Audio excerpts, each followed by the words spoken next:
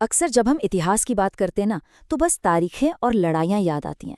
लेकिन कुछ कहानियां ऐसी होती हैं जो इन पन्नों से बाहर निकल आती हैं, बिल्कुल जिंदा। आज हम एक ऐसी ही कहानी सुनेंगे, एक ऐसे राजकुमार की जिसके जन्म पर ही सितारों ने कह दिया था कि वो महान बनेगा। पर उसी राजकुमार के कुछ फैसलों ने उस महानता पर एक ग्रहण सा लगा दिया। ये कहानी है छत्रपति शिवाजी के बेटे की। सोचिए, पुरंदर के किले में एक बच्चे का जन्म होता है और भविष्यवाणी होती है, ये मराठा सिंह बनेगा, साम्राज्य का गौरव बनेगा। ये सिर्फ एक राजकुमार का जन्म नहीं था, ये तो मराठा साम्राज्य के भविष्य का जन्म था, एक मराठा शेर का आना। पर इतनी बड़ी बड़ी उम्मीदों का बोझ उसे उठाना कहाँ आसान होता है। और शायद यही बोझ उनकी कहानी का सबसे बड़ा टर्निंग पॉइंट बनने वाला था। तो चलिए कहानी के पहले चैप्टर में चलते हैं।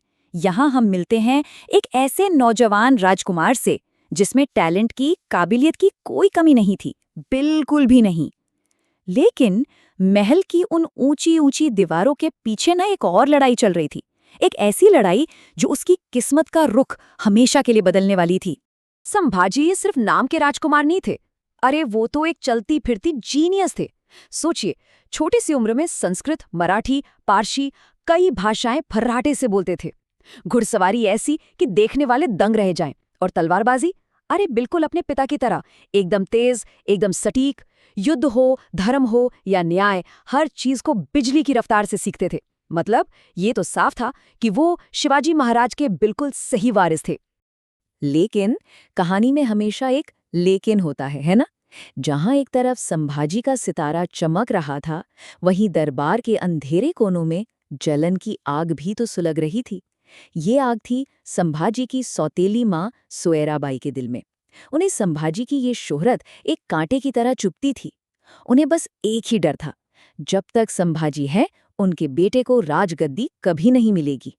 और बस इसी डर ने एक बहुत ही खतरनाक साजिश के खेल को शुरू कर दिया। अब कहानी पहुंचती है संभाजी के बचपन के उस मोड़ पर जिसने उन्हें हमेशा हमेशा के लिए बदल कर रख दिया। ये थी आगरा की वो खतरनाक यात्रा, और वहां से वो हैरत अंगेज फरारी जिसकी कोई कल्पना भी नहीं कर सकता था। तो हुआ ये था कि शिवाजी महाराज ने सूरत पर हमला कर दिया, और इससे मुगल बादशाह औरंगजेब बुरी तरह चिढ़ गया। अब औरंगजेब ने चली एक चाल। पहले तो पुरंदर की संधि हुई, जिसमें शिवाजी को 23 किले देने पड़े, और फिर औरंगजेब ने बड़े सम्मान का नाटक करके शिवाजी को आगरा बुलाया। ये एक जाल था, एक बहुत बड़ा जाल, और 9 साल के संभाजी अपने पिता के साथ सीधे उसी जाल में जा रहे थे। और वही हुआ जिसका डर था। औरंगजेब के दरबार में शिवाजी महाराज का सरेआम अपमान किया गया, जानबूझकर। अब स्वाभिमानी शिवाजी ये कैसे सहते। जैसे ही उन्होंने आवाज उठाई, औरंगजेब को बस बहाना मिल गया। उसने तुरंत दोनों को कैद कर लिया। उस दिन उस 9 साल के बच्चे ने अपनी आंखों से पहली बार देखा कि मुगल राजनीति कितनी बेरहम और कितनी धोखेबाज हो सकती है। लेकिन शिवाजी महाराज हार मानने वालों में से कहाँ थे। उनका प्लान, ओहो, उनका प्लान तो कमाल का था। पहले बीमारी का नाटक किया ताकि पहरेदारों का ध्यान हट जाए। फिर रोज गरीबों के लिए मिठाइयों और फलों की बड़ी बड़ी टोकरियां भेजना शुरू कर दिया। धीरे धीरे गार्ड्स को आदत हो गई, उन्होंने टोकरियां चेक करना ही बंद कर दिया। और फिर एक दिन उन्हीं टोकरियों के अंदर छुपकर शिवाजी और संभाजी किले से बाहर निकल गए। सोचिए, 1200 किलोमीटर का सफर, खतरों से भरा, लेकिन उन्होंने कर दिखाया। तो आगरा से लौटने के बाद संभाजी अब वो पहले जैसे बच्चे नहीं रहे थे। वो एक मजबूत, एक दमदार योद्धा बन चुके थे। लेकिन उनके अंदर की जो आग थी ना, खुद को साबित करने की जो बेताबी थी, वो अब उनके पिता के सब्र और तजुर्बे से टकराने लगी थी। और देखिए, ये सिर्फ बातें नहीं थीं। 13 साल की उम्र में ही वो जंग की हर कला में माहिर हो चुके थे। 1672 में गुजरात में मुगलों को ऐसा हराया कि उन्हें भारी नुकसान हुआ। फिर 1676 में एक छोटी सी सेना लेकर पोंडा का किला जीत लिया। मतलब एक के बाद एक उन्होंने अपनी बहादुरी और अपनी तेज तर्रार रणनीति का लोहा मनवा दिया था। वो अब वाकई में मराठा साम्राज्य की एक ऐसी ताकत बन चुके थे जिसे कोई हरा नहीं सकता। और फिर आया वो मोड़ जिसने सारी कहानी बदल दी। शिवाजी महाराज एक बहुत बड़े मिशन की तैयारी कर रहे थे, लेकिन उन्होंने संभाजी को हुक्म दिया कि वो रायगढ़ में ही रुके। अब सोचिए, एक योद्धा के लिए जंग से दूर रहने का हुक्म, ये तो एक बहुत बड़े अपमान जैसा था। संभाजी को लगा कि उनके अपने पिता उनकी काबिलियत पर शक कर रहे हैं। तो क्या होता है जब एक जवान शेर जो शोहरत का भूखा है, उसे लगता है कि उसका अपना ही पिता उस पे शक कर रहा है, उसे शिकार पर जाने की जगह पिंजरे में बंद कर दिया जाए? सोचिए उसके अंदर कैसा तूफान उठा होगा। बस इसी तूफान ने उन्हें एक ऐसे फैसले की तरफ धकेला, एक ऐसे विनाशकारी फैसले की तरफ जिसकी किसी ने दूर दूर तक कल्पना नहीं की थी। और यहाँ आता है कहानी का सबसे चौंकाने वाला मोड़। गुस्से और अपमान की आग में जलते हुए संभाजी ने वो कर दिया जो कोई सोच भी नहीं सकता था। वो चले गए सीधे अपने पिता के सबसे बड़े दुश्मन के पास। हाँ, वो मुगलों के खेमे में जा मिले।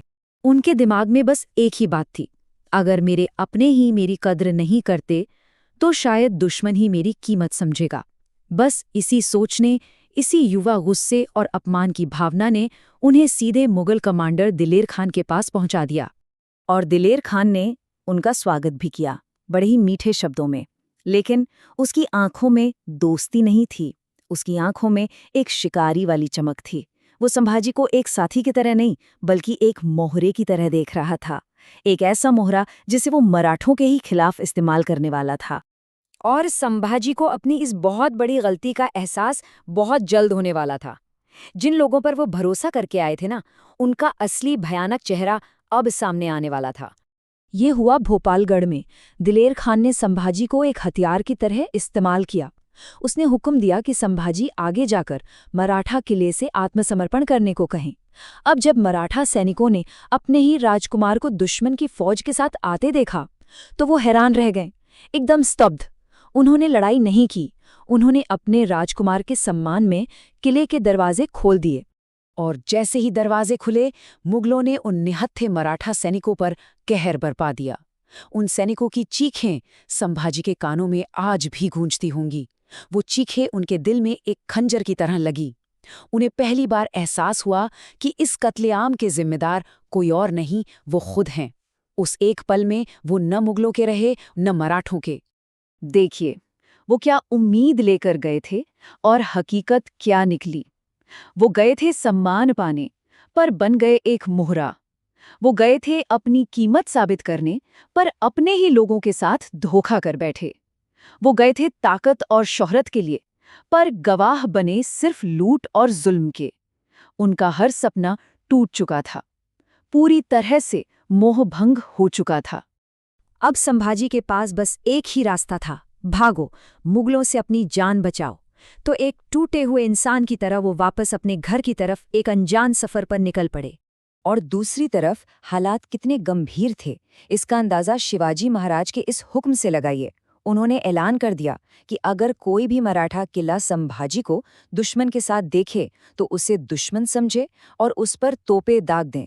ये एक दिल तोड़ने वाला फैसला था, लेकिन इसने साफ कर दिया कि एक राजा के लिए उसका फर्ज बेटे के प्यार से कहीं ज्यादा बड़ा है, स्वराज से बड़ा कोई नहीं। तो हुआ ये कि जब संभाजी ने दिलेर खान के जुल्म के खिलाफ आवाज उठाई, तो औरंगजेब ने उन्हें भी गिरफ्तार करने का ऑर्डर दे दिया। अब तो उन्हें भागना ही था। कई कई दिनों तक वो घने जंगलों में पैदल भटकते रहे और आखिरकार किसी तरह वो पन्हाड़ा किले तक पहुंचने में कामयाब हो गए। और एक तरफ जहां संभाजी अपनी जान बचाने के लिए भाग रहे थे, वहीं दूसरी तरफ रायगढ़ में उनकी सौतेली माँ सोयराबाई अपने ही खेल में लगी थी। उन्होंने इस मौके का पूरा फायदा उठाया, संभाजी के खिलाफ शिवाजी के कान भरे और अपने बेटे राजाराम को अगला राजा बनाने के लिए रास्ता साफ करना शुरू कर दिया। तो अब हम कहानी के उस मोड़ पर हैं जहां एक राजकुमार वापस तो आ गया है, पछतावा की आग में जलता हुआ, लेकिन उसकी इज्जत मिट्टी में मिल चुकी है। घर के अंदर ही दुश्मन साजिशें कर रहे हैं। तो सवाल ये है कि क्या उसके पिता उसे कभी माफ करेंगे? क्या एक पिता का प्यार एक राजा के फर्ज से बड़ा साबित होगा, या संभाजी को अपनी गलती की कीमत चुकानी होगी? मराठा साम्राज्य का पूरा भविष्य अब बस इसी एक सवाल के जवाब पर टिका था।